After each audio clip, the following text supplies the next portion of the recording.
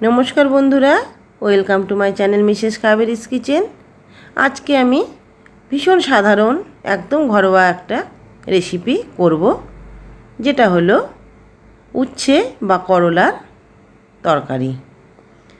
তো দেখুন আমি কিভাবে এই উচ্ছে বা করলার তরকারিটা আমি এখানে করছি। এখানে আমি প্রথমে 8 থেকে 10টা মাঝারি সাইজের করলাকে লম্বা লম্বা করে কেটে রেখেছি।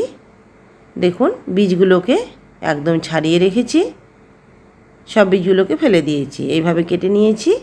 এবং একটা মাঝারি সাইজের আলুকে লম্বা লম্বা করে চিকন করে কেটে নিয়েছি। প্লেটের মধ্যে আছে কিছুটা পরিমাণ চিনেবাদাম, সেটাকে আমি চোকা ছাড়িয়ে রেখেছি।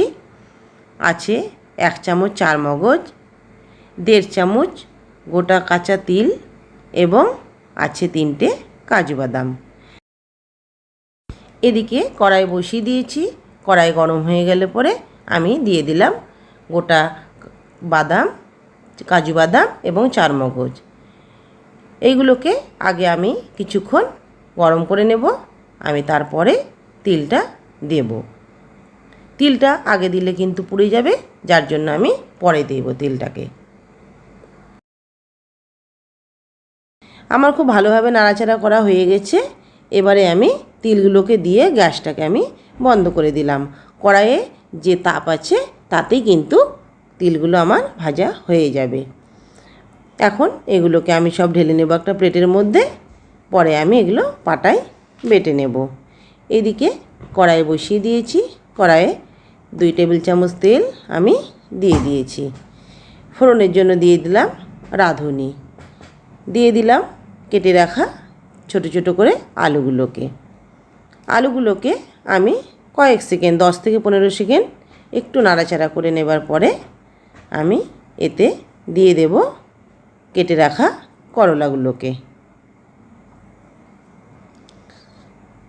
করলাগুলো দেওয়ার পরে আমি আবারও কিছুটা ভেজে নেব। কিছুক্ষণ নাড়াচাড়া করে আমি এখন দিয়ে দেব এতে পরিমাণ মতো হলুদ গুঁড়ো এবং দিয়ে দেব পরিমাণ মতো লবণ। এখন আবারও কিছুক্ষণ আমি ভালোভাবে একটু ভেজে নেব। খুব সাধারণ রেসিপি, আমরা তো করলা শুক্তো ভাজা এইভাবে খেয়ে থাকি। আজকে একটু অন্যভাবে করছি, আপনারা একবার এইভাবে করে দেখবেন, ভালো লাগবে। এখন আমি 2 থেকে 3 মিনিটের জন্য একটু ঢাকা দিয়ে দিলাম, তাহলে করলাগুলো একটু নরম হবে। ততক্ষণ এদিকে আমি পাটার মধ্যে ড্রাই রোস্ট করে রাখা যে বাদামগুলোকে সব নিয়েছিলাম সেইগুলোকে আমি এখন ভালোভাবে পাটায় বেটে নেব। আমি বেশিরভাগ রান্নাগুলো কিন্তু বাটা মশলাতেই করি। এদিকে ঢাকনাটাকে তুলে নিলাম। 2-3 মিনিটের জন্য ঢাকা দিয়েছিলাম, একটু নরম হয়ে গেছে বা একটু সেদ্ধ হয়ে গেছে। আমি এখন আরও কিছুক্ষণ ভালোভাবে ভেজে নেব। সবসময় তো একঘেয়েমি রান্না ভালো লাগে না খেতে, যার জন্য মাঝে মাঝে একটু রান্নাটাকে আমরা অন্যভাবে করি, তাতে মুখের স্বাদটাও একটু পরিবর্তন হয়, এমনি ভালোও লাগে খেতে।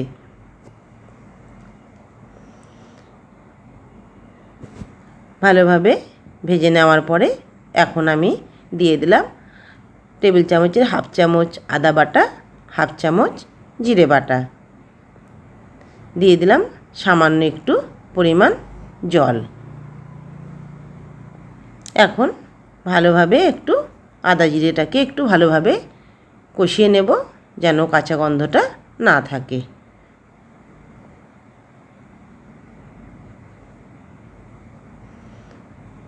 খুব অল্প তেলেও রান্নাটা করা যায়।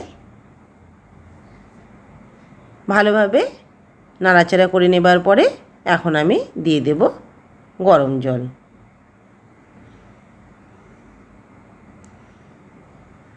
গরম জল দিয়ে আমি এখন গ্যাসের ফ্লেমটাকে একটু কমিয়ে রেখে দেব। এদিকে দেখুন আমার বাদাম, তিল এবং চারমগজগুলো কিন্তু বাটা হয়ে গেছে। আমি এখন বাটিতে তুলে নিচ্ছি। দেখুন আমি যেটা দিয়ে টানছি সেটা কিন্তু সুপারি গাছের ওপরের যে খোল বা চামড়াটা থাকে সেটাই কিন্তু, এটা দিয়ে কিন্তু খুব পরিষ্কার হয়, পাটাতে মশলা একদমই লেগে থাকে না। এখন এদিকে কিছুক্ষণ ফুটে যাওয়ার পরে আমি বেটে রাখা বাদামগুলোকে দিয়ে দিলাম। এখানে কাজু বাদামটা কিন্তু অপশনাল, আপনাদের যদি ঘরে না থাকে আপনারা দেবেন না। যদি আপনাদের ঘরে চারমগজও না থাকে সেটাও দেবেন না, তবে সেক্ষেত্রে চিনে বাদামটার পরিমাণ একটু বাড়িয়ে দেবেন এবং কাঁচা তিল যে তিল বাটাটা কিন্তু দেবেন অবশ্যই, তাহলেও কিন্তু খেতে ভীষণ ভালো লাগবে।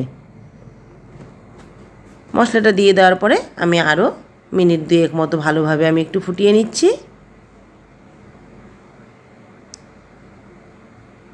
আপনারা একবার ট্রাই করে দেখবেন, আশা করি ভীষণ ভালো লাগবে আপনাদের। আর ভালো লাগলে অবশ্যই আমাকে কমেন্ট করবেন এবং আমার চ্যানেলকে প্লিজ আপনারা সাবস্ক্রাইব করবেন এবং প্রচুর শেয়ার করবেন। তো তৈরি হয়ে গেল আজকে উচ্ছে এবং আলুর রেসিপি। তো বন্ধুরা, আশা করি নিশ্চয়ই ভিডিও ভালো লেগেছে আপনাদের। তো যদি ভালো লেগে থাকে অবশ্যই আপনারা একবার ট্রাই করে দেখবেন বাড়িতে, এবং আমি পরবর্তী ভিডিও নিয়ে আমি আবার আসবো আপনাদের সামনে। ততক্ষণের জন্য বিদায় নিচ্ছি। ভালো থাকবেন, সুস্থ থাকবেন। নমস্কার, ধন্যবাদ।